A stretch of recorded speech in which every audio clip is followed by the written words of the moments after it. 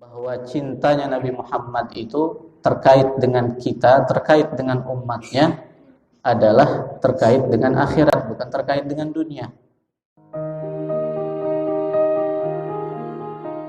Dulu ketika Nabi SAW mulai mengalami sakit, tak kala beliau akan meninggal dunia, disitulah Nabi mengumpulkan semua istri-istrinya untuk meminta izin agar nanti perawatan beliau itu bisa dilakukan di rumah Sayyidah Aisyah radhiyallahu anha. Dan tak kala semuanya sudah menyetujui, Nabi akan pindah ke rumahnya Sayyidah Aisyah untuk dirawat selama sakit. Akan tetapi ketika itu kondisi beliau lemah, sehingga tidak mampu untuk berdiri dan berjalan sendiri. Dan beliau dipapah oleh dua sahabat, Sayyidina Ali bin Abu Thalib dan Sayyidina Fadl bin Abbas radhiyallahu anhuma. Dan tak kala Nabi SAW dilihat dipapah oleh para sahabat, maka para sahabat langsung bertanya-tanya, kenapa kok Nabi Muhammad dipapah? Kenapa kok Rasulullah tidak bisa berjalan sendiri? Ada apa dengan Nabi? Jadi semua kesusahan para sahabat itu semuanya itu adalah berkaitan dengan Nabi Muhammad. Segala macam kesedihan itu berkaitan dengan Nabi Muhammad. Itulah kecintaan para sahabat kepada Nabi Muhammad. Sehingga betul-betul sedih para sahabat melihat kejadian itu. Maka banyak sekali suara-suara yang terdengar. Tak kala Rasulullah SAW itu dirawat di rumah Sayyidah Aisyah, banyak suara-suara yang terdengar dari luar. Suara tangisan, suara jeritan dan lain sebagainya. Bagaimana melihat kondisi Nabi Muhammad yang mulai sakit. Mendengar itu Rasulullah bertanya-tanya, ada apa ini? Maka dijawab para sahabat, para kaum muslimin sedang bersedih. Para kaum muslimin khawatir terhadap apa yang menimpamu, hai Rasulullah. Maka disitulah Rasulullah mencoba untuk bangkit untuk keluar supaya kelihatan bahwasanya beliau itu baik-baik saja di hadapan para sahabat, di hadapan para kaum muslimin. Akhirnya dipapah beliau menuju ke masjid. Dan disitulah beliau menyampaikan sebuah wasiat, sebuah pesan yang dimana itu adalah pesan terakhir daripada baginda Rasulullah SAW sebelum beliau wafat. Dan ini insya Allah yang akan kita bahas. Mudah-mudahan waktunya cukup. Jadi ketika beliau itu berada di mimbar yang biasanya beliau berdiri ketika menyampaikan, namun tak kala saat itu, dalam kondisi saat itu, beliau tidak mampu berdiri, akhirnya beliau duduk. Beliau pun memulai pesan-pesan dengan memuji Allah Subhanahu wa ta'ala. Baru kemudian beliau bertanya kepada para sahabat, kepada para kaum muslimin yang ada di sana, "Atakhafuna alayya?" Apakah kalian itu khawatir terhadapku, kata Rasulullah. Maka para sahabat serentak menjawab, "Iya, kami khawatir melihatmu. Tidak biasanya engkau dipapah, wahai Rasulullah. Tidak biasanya engkau seperti ini, wahai Nabi Allah." Maka Rasulullah pun bersabda, "Sesungguhnya tempat kita itu bukan di sini," kata Rasulullah. Tempat kita itu bukan di sini, kata Rasulullah, tapi nanti di Telaga Haud. Tapi nanti di Telaga Haud, kata Rasulullah, itu sudah isyarah. Jadi beliau sudah mengisyaratkan bahwasanya beliau sudah tidak lama lagi berada di dunia. Beliau menyampaikan tempat kita bukan di sini, tapi nanti di Telaga Haud. Di mana Telaga Haud ini tidak akan meminumnya kecuali mereka yang cinta kepada Nabi Muhammad.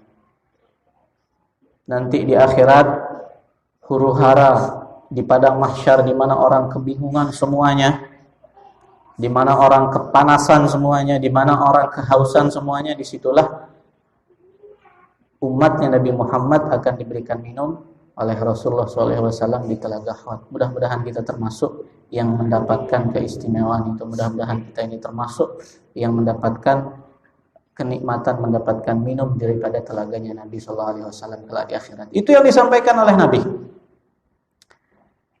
Jadi tempat kita bukan di sini. Menunjukkan apa? Bukan di dunia. Jadi orientasi hidup kita itu bukan dunia. Karena dunia ini adalah tempat kita berjuang. Pernah suatu ketika malaikat Jibril itu tertawa. Maka heran Rasulullah, kenapa tertawa wahai Jibril? Maka malaikat Jibril menjawab, aku terheran dengan manusia. Mereka ini mencari sesuatu yang tidak diciptakan oleh Allah Subhanahu wa taala di dunia. Maka Rasulullah bertanya, apa itu wahai Jibril? Maka malaikat Jibril menjawab, rahatun fid dunya. Kebahagiaan di dunia. Tidak ada kebahagiaan di dunia, itu tidak ada. Coba kita pikirkan, anak kecil pengen seperti orang dewasa, pengen hidup bebas, pengen hidup punya uang sendiri, punya usaha sendiri, mau ngapain aja bisa.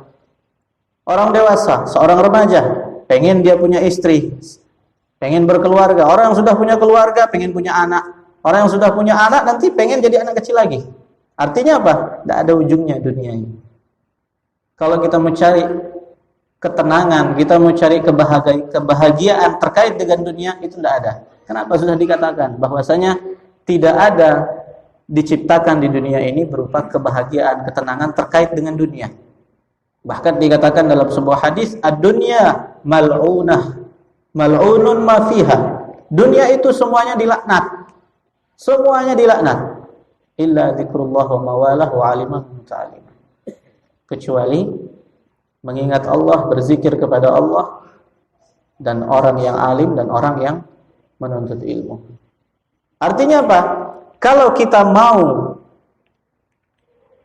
dunia yang kita punya, dunia yang kita genggam, dunia yang kita miliki ini tidak dilaknat, maka kaitkan dengan zikir kepada Allah.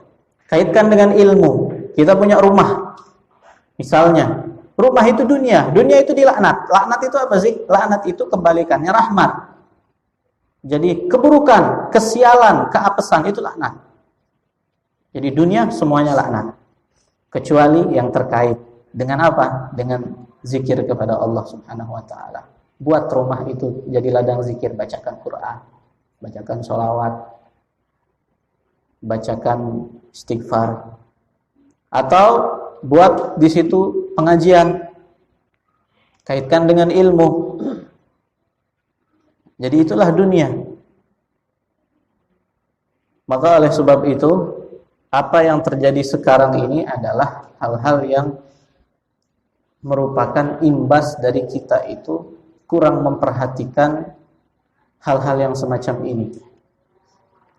Dikatakan di dalam kitab Ihya Ulumuddin, seorang manusia itu kalau tidak makan selama 3 hari itu pasti mati. Tidak makan, tidak minum 3 hari mati. Sama dengan hati.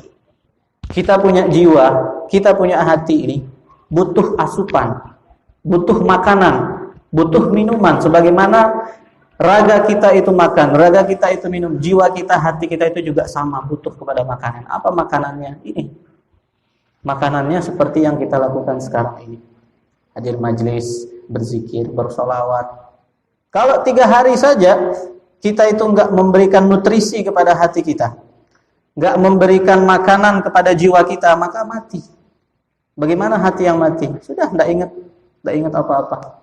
Dosa seakan-akan hal yang biasa, maksiat seakan-akan hal yang dianjurkan, menentang Allah seakan-akan hal yang wajar-wajar saja, meninggalkan sholat seakan-akan hal yang lumrah.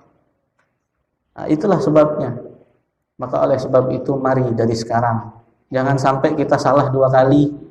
Ya. Sudah diri kita ini yang sudah tidak tahu apa-apa, jangan sampai anak kita juga tidak tahu apa-apa.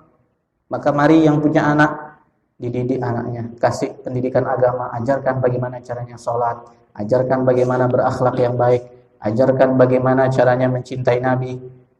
Soalnya kalau kita lihat zaman sekarang, cinta kepada Nabi, merayakan maulid Nabi. Coba sekarang tanya, sebutkan nasab Nabi, paling tahu sampai kakeknya saja. Bahkan naudzubillah banyak yang tidak tahu ayahnya Nabi siapa, ibunya Nabi siapa, berapa putra-putri Nabi. Tak ada yang tahu. Tapi kalau ditanya, pemain ini klubnya di mana? artis ini berapa tahun, sinetronnya apa saja, filmnya apa saja, hafal. Sedetail-detailnya dihafal. Tapi ngaku cinta kepada Nabi, ngaku merayakan Maulid. Nah, inilah masalah kita sekarang ini. Makanya ayo jangan sampai terjebak dalam kesalahan itu 2 kali. Ayo kalau sudah kita kadung seperti ini, jangan sampai anak-anak kita, jangan sampai generasi-generasi penerus ini mengalami hal yang sama. Masukkan, ajarkan pendidikan agama, ajarkan bagaimana caranya sholat, ajarkan bagaimana caranya mencintai Nabi, ajarkan bagaimana berbakti kepada orang tua. Kalau kita nggak bisa, masukkan, carikan ustadz, carikan guru, masukkan ke pondok pesantren, masukkan ke madrasah-madrasah.